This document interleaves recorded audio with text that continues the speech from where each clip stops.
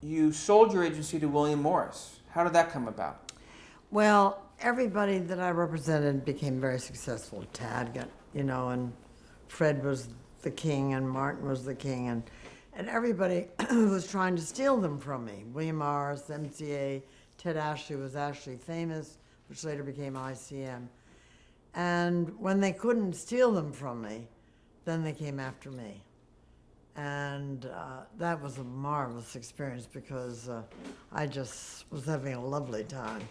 And How did they come after you? In what way? well, they came and asked me if I would join them and sell out to them. And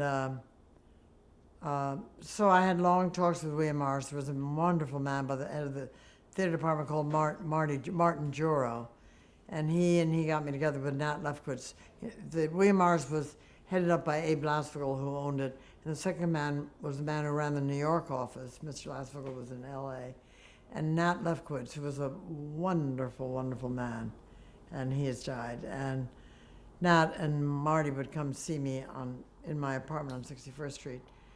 And then MCA approached me. In fact, Sonny Werblin, who had been the one that had been difficult about Faye Emerson. And he called me in, and he was very fresh.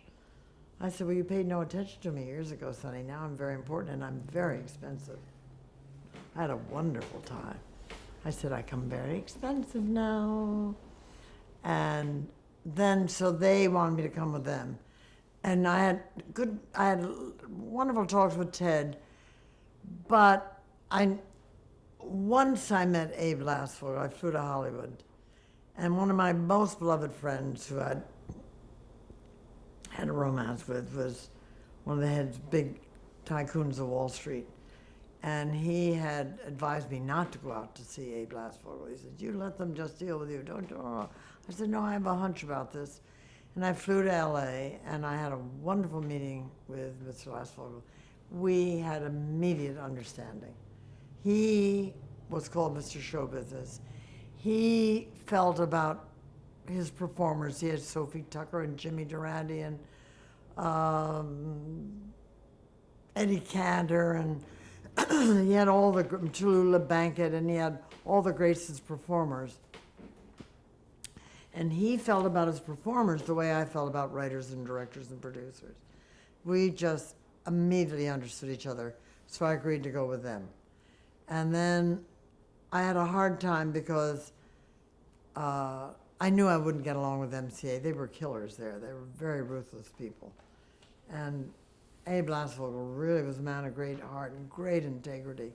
So he said, but then I had a hard time. I had to persuade, because I had everybody with me because I said I'd work completely for them. And I had a hard job because half the clients wanted to go to MCA and half wanted to go to William Morris. It took me about 9 months or 10 months, because once I get somebody persuaded, then the other group would change their mind. I had a very hard time. But I stuck it out, and I persuaded everybody to go to William Morris. We all went over to William Morris Agency. So you kept all your clients? I kept all my clients. That's phenomenal. Yeah, it was really terrific. Yeah. It was and so you sold your agency for a price. for a price. Bought a beautiful farm in Bucks County. And then you remained with William Morris for about 10 years, right? For 10 years. And then... But Yeah. representing those same people. clients. And I told Abe Lasvogel when I went there that when I came to William Morris, I could not be put in one department. If I came, I had to represent them for everything, which is what I'd been doing. And he agreed to that. So...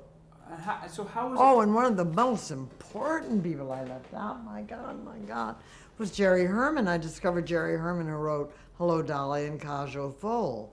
And Jerry was one of my biggest clients. And he didn't do television, really, so that's why you were talking to me about television. Mm-hmm. But Jerry, I had discovered him in the Theatre de Lys when he first started. And I asked him, I said I'd like to be his agent. So we built his career right up to Hello, Dolly. And I brought him to William Morris, where he still is. They're very grateful to me, need I say. So did you move out to Los Angeles? No, I never wanted to leave New York. But I flew out there a lot. I was living in New York and L.A., and I always stayed at the Beverly Hills Hotel. Later moved to the Bel Air. The Beverly Hills became a little vulgar. Have you seen it in the last few years? Oh my God, it used to be so wonderful. So I just want to make sure I understand. Was there a William Morris agency office here in New York? Oh, big time. Oh, in the Money Building. I was on the 14th floor of the Mutual Building. Norman Brokaw and Lou Weiss were there at that time? Oh, absolutely. They were the television. No, Normie Brokaw was California. It was Los Angeles. Lou Weiss was head of a man by the name of Wally Jordan was head of television. Marty Juro was head of theater. And then later Charles Baker. And Sue Mengers was the secretary in the theater department. What was those 10 years like? How did... Wonderful. I loved being at William Morris. My office was on the corner of the Mutual Building looking all the way down Broadway, two side windows looking over the Hudson River with all the ocean-going ships. And Mr. Lastvogel's office was on the other corner. And I had a big professional relationship with him. I cannot tell you how strong I felt about that man. And they continued to give you full authority? Total.